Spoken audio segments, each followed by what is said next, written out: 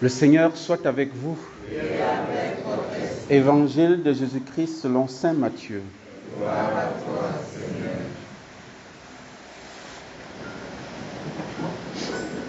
En ce temps-là, Jésus disait à ses disciples, « Ne pensez pas que je sois venu abolir la loi ou les prophètes. Je ne suis pas venu abolir, mais accomplir.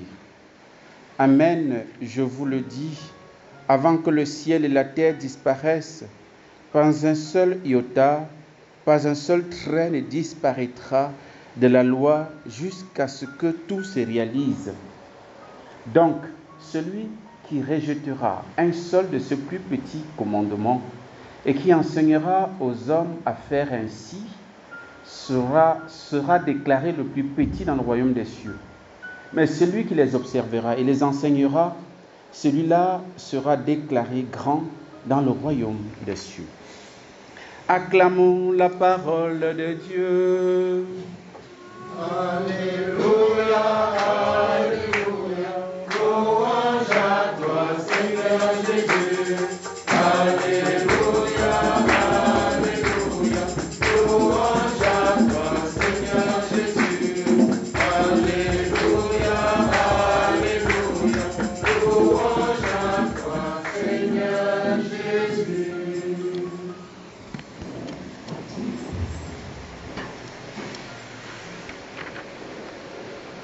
Frères et sœurs, nous avons commencé à lire le premier discours de Jésus selon Matthieu, parce qu'il y en a 5 au total.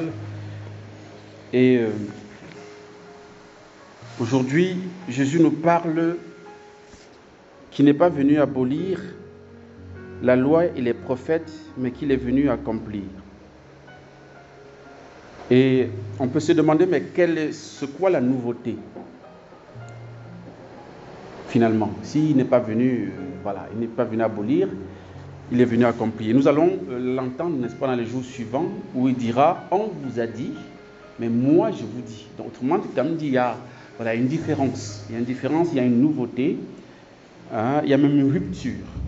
Mais c'est une sorte de rupture dans la continuité. Ou bien il y a une sorte de continuité, mais qui n'élimine pas la rupture, ou bien les ruptures. Déjà, il y a une première rupture dans le début de son discours.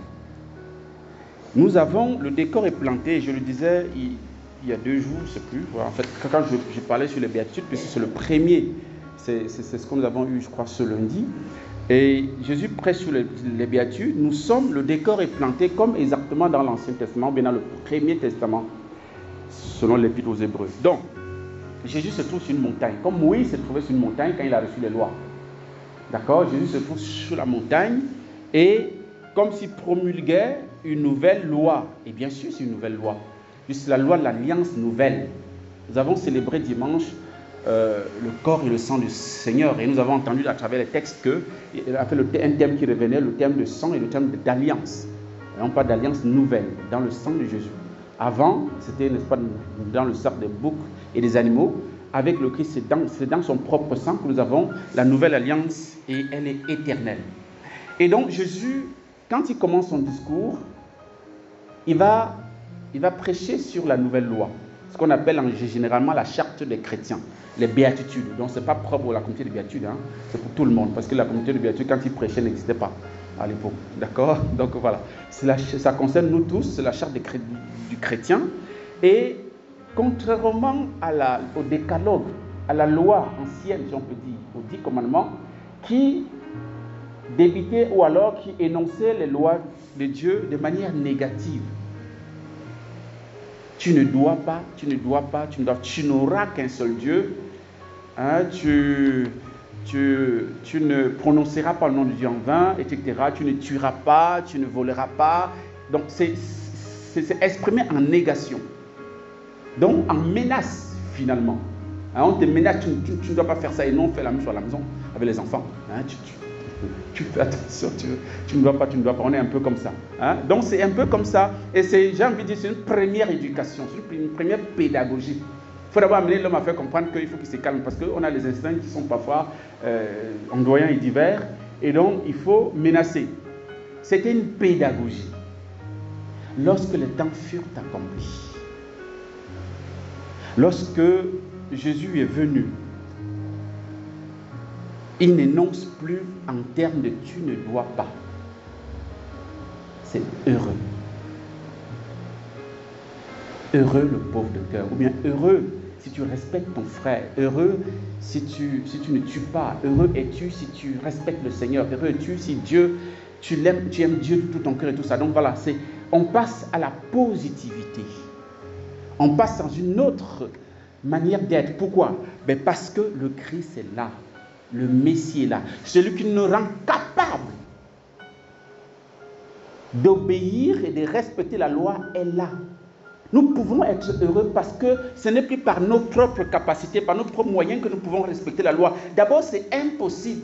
Quand vous lisez l'épître aux Romains, vous vous rendez compte que Saint Paul passe le temps à vous faire comprendre aux Juifs que, les amis, depuis quand vous avez respecté la loi, là, vous êtes arrivé où avec ça? La loi passe le temps à vous accuser. Vous n'avez même pas respecté, vous faites des efforts, mais ça n'avance pas. Mais justement, parce qu'on est dans la lettre, on est dans, j'ai envie de dire, l'obéissance littérale ou littéraire, si vous voulez. Voilà. Et c'est la force humaine simplement qui est en œuvre, qui est à l'œuvre. Or, avec le Christ, tout change. C'est la loi de l'esprit. Et c'est ce que nous avons entendu, n'est-ce pas, dans la première lecture. Hein? Saint Paul qui dit, frère, si nous avons une telle confiance en Dieu par le Christ, ce n'est pas à cause d'une capacité personnelle que nous pourrions nous attribuer. Notre capacité vient de Dieu. Lui nous a rendus capables d'être des ministres de la nouvelle alliance, fondée non pas sur la lettre, mais dans l'esprit, car la lettre tue. Les 10 commandements conduisaient les gens à tuer finalement. Vous connaissez l'épisode de la femme adultère. Son sort était scellé, c'était la mort. Parce que, voilà, elle a enfreint à la loi, la conséquence c'est la mort. La lettre tue. Mais l'esprit rend la vie. Lorsqu'on amène cette femme à Jésus, Jésus va plus loin que la lettre. Il regarde l'histoire de cette femme. Il regarde son conditionnement. Il regarde sa situation de vie. Il regarde est-ce qu'elle est aimée dans son foyer ou pas. Est-ce qu'elle est délaissée. Est-ce qu'elle est méprisée. Est-ce qu'elle a des blessures d'enfance, d'adolescence, tout ça. Est-ce qu'elle a été... En fait, il y a plusieurs paramètres que nous ne tenons pas compte parce que nous nous arrêtons à la lettre, à l'apparence. Mais Dieu va plus loin. Il connaît notre histoire. Il connaît de quoi nous sommes faits. Et tout cela peut atténuer la gravité même des actes, comme l'adultère. Ce n'est pas que Dieu cautionne, non. Mais le Seigneur regarde tout le contour que nous ne regardons pas. Nous, on est figé sur l'acte, point final. Et comme il est écrit que Moïse a dit que ces gens des femmes doivent lapider, allez, on y va. Vous voyez? Et c'est pourquoi Jésus dit, non, mais je ne viens pas abolir la loi. La loi en soi, elle est bonne. Et surtout qu'elle est donnée par Dieu. Tout ce que Dieu fait est bon. Et s'il a donné cette loi, elle est bonne. C'est peut-être les interprétations dont on en a fait qui étaient peut-être plus ou moins erronées. Mais sinon, la loi elle-même, elle est bonne. Et c'est pourquoi Jésus dit, je ne viens pas abolir. Je viens l'accomplir. Et je viens l'accomplir à la perfection. Pour vous montrer comment désormais vivre la loi. Vous ne vivrez plus la loi en respectant de manière à la lettre. Non. Vous allez vivre ça selon l'esprit. Parce que c'est l'amour que j'ai pour vous, que je vous donne, qui vous rendra capable de vivre la loi. Ce sera la liberté, la loi de la liberté des enfants de le Saint-Esprit, finalement. Et c'est pourquoi Jésus, au pied de la croix, pas au pied de la croix, sur la croix, va dire, tout est accompli. C'est dans sa personne qu'il achève l'accomplissement plénier de la loi. Ça veut aussi dire quoi? Ça veut aussi dire, frères et sœurs, que les croix ne manqueront pas dans notre vie, dans l'accomplissement de la loi. C'est pourquoi, même le plus petit des commandements, il faut respecter. Mais respecter dans l'amour du Seigneur. Parce que Jésus a tout accompli.